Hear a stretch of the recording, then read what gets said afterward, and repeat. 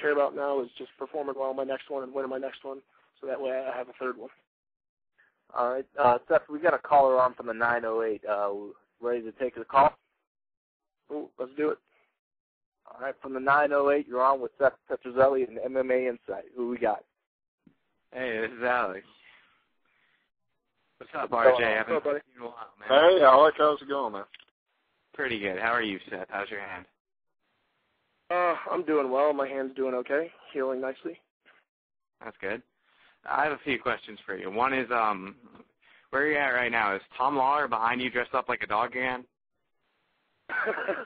No, actually, I left for the day after, because how I got hurt again is, of course, I was sparring with Tom Lawler once again, and he was chasing me like a little schoolgirl, and I was running from him because I didn't want to throw my hands because my hand hurt, and that's how I rolled my ankle. So I'm not talking to Tom now for at least another couple of days because this is second week in a row and the second injury. So, and then he has the audacity to text me saying, "Hey man, that karate footwork isn't working out so well for you." So he adds insult to injury. Ooh. So I'm not too happy with Tom right now. Oh yeah, that doesn't sound too nice. Looks like the dog went on the dog catcher that time. Do you put tubes up your ass like Tom? What's that? Do you put tubes up your ass like Tom? No, that's only Tom. Nothing goes up my butt. Tom's the only one that sticks up of his butt, tubes. But no, people have that mistaken. People think me and Tom are good friends. We're each other's nemesis. We don't like each other. It's just something that we have to do because we train together. Something to remember. Go ahead, Alex. And another question. I heard from a friend you and him have some crazy drunk bar stories. Can you share one of them? Well, which one do you want to hear? Do you want to hear the one where he's actually spit him on? Wait, is this PG rated or can I go R here? You can go whatever you want. Okay, yeah. There has been some times where he's spit on my balls a couple times and that sort of thing. I don't know why my balls are out in the first place, but most of the time it's just him passed out in the back of my car with puke running down his mouth. He can't handle his liquor whatsoever.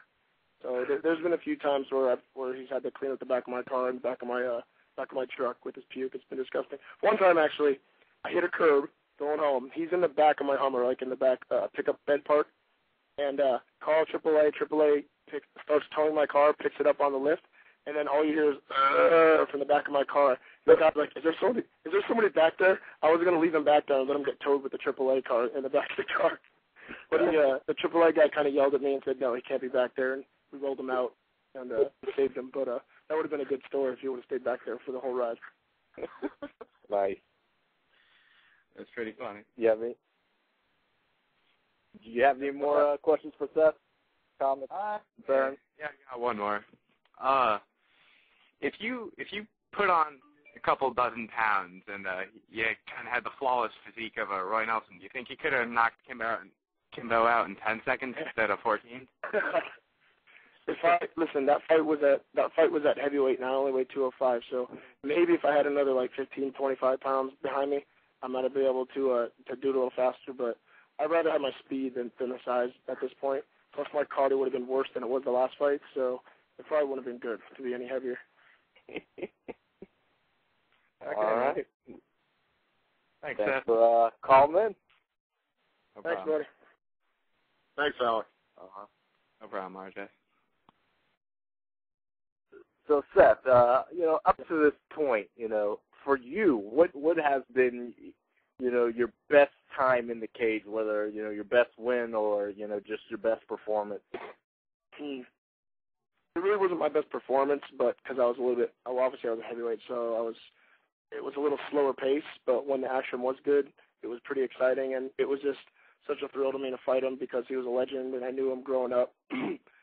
When I first started MMA, and when I wasn't even in MMA, when I was too young, and he was winning the UFC, Dan Severn, when I fought him for King of the Cage back in, it was 2004, I believe. Mm-hmm. So that was a huge victory for me, and emotionally and stuff like that, just because, I started 4 years ago, and then 4 years later to beat Dan Severn. Granted, obviously, he's out of his prime and he's older, but still, it was Dan Severn, UFC Hall of Famer, and I looked up to him growing up in the early days, so that was a huge victory for me, and emotionally and all that. So I always think that fight is my best fight. Okay. And is that was right before you entered the UFC? Did that put you on the map, or had they already been, talking with you at that point?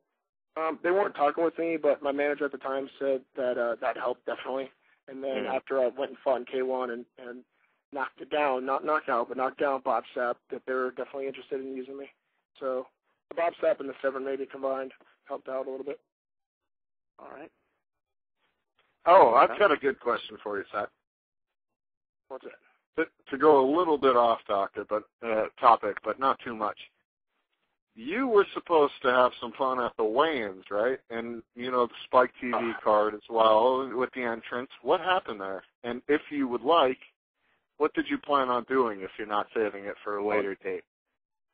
I would like to do. I already told everybody, so it's the cat's already out of the bag. And I took pictures with them afterwards, all the fans. So this kind of really pissed me off. I mean, I'm not going to pull a Kendall Grove here and badmouth Spike. It wasn't even Spike that did it, I don't think. It was actually, I think, the people backstage at the UFC, because they were afraid that I was going to have the guy do something to Dana White.